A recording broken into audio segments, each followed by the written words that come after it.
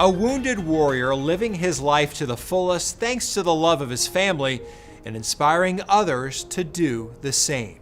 Sergeant First Class Ryan Davis served in the Army for 7 years before his life was changed forever in August of 2019 during an attack in Afghanistan.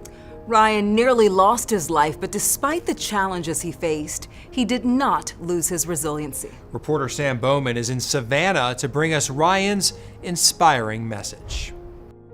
For Sergeant First Class Ryan Davis, this was the dream. I think I was born with a little bit of gratitude for my country and the men that had served coming before me. The lifestyle in general of a warrior has always been kind of a calling of mine.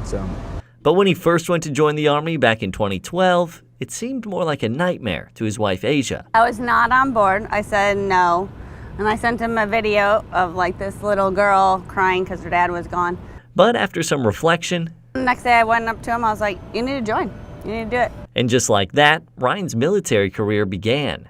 Then when I got in, I started to really chase being the guy and being in the fight. Ryan became an Army Ranger, and 7 years later, he found himself deployed in Afghanistan, where his life would be changed forever. We were doing pretty routine things. One 1st Ranger Battalion night out there getting bad guys. Something kind of happened in the midst of a grenade fight, and I was left without both legs and an arm. Asia's fear come to life. It was rough. It wasn't a good phone call at all. It was literally just a shock. You don't expect that. You know, a lot of times when he does leave, you expect more of a knock on the door than you do a phone call saying that you can't talk to your husband and you don't know if he's going to make it. So it wasn't anything that was enjoyable. It was hard. While Ryan fought for his life, rather than block out the memory of the incident, he found strength from it. I remember all of it. I think that's one reason it doesn't really haunt me. I thought it was really cool.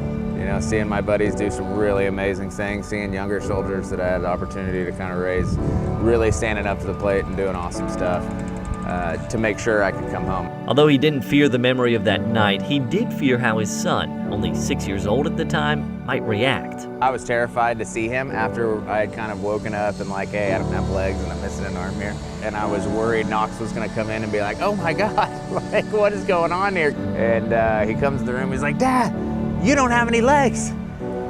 That's awesome! And me and Asia and Knox kind of laughed about it. And I think I was secretly crying, but it was like a joyful cry. So it was he kind of like sparked the resiliency that our family really needed at the moment. A resilience sparked by his son, but held together by his wife.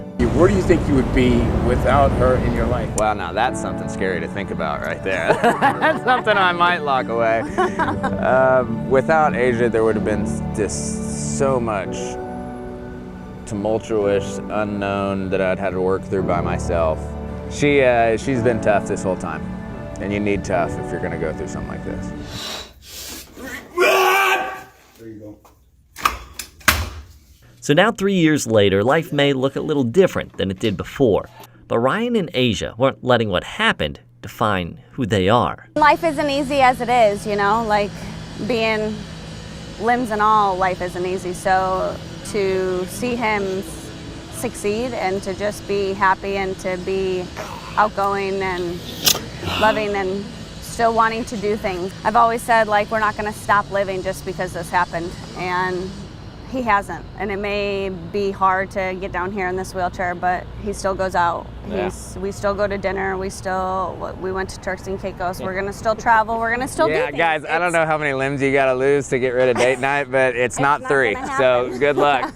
Good luck figuring out how to get out of date night. And perhaps their laughter, their clear zest for life itself, is proof enough that their joy isn't based in what happened to them, but rather it's something that they choose to find for themselves every single day. Great job, Adam.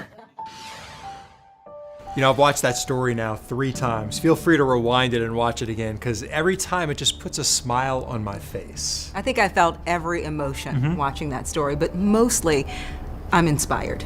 You know, to just keep moving forward regardless of what happens to you. It doesn't matter. You just need to keep going. She said life is hard Life no is matter hard, what. yeah. All right, as he continues to recuperate, Ryan says he hopes to go back to the 75th Ranger Regiment and become a motivational soldier to inspire others. The Gary Sinise Foundation was also inspired by Ryan. The foundation built Ryan and his family an accessible, smart house just outside of Savannah. This is video of Ryan and his wife taking a tour of their new home while it was still under construction in May of 2023. Ryan says he looks forward to being more helpful around the house, including cleaning and cooking breakfast for his son. So far, the Gary Sinise Foundation has built more than 80 adapted smart homes across the country for severely wounded warriors.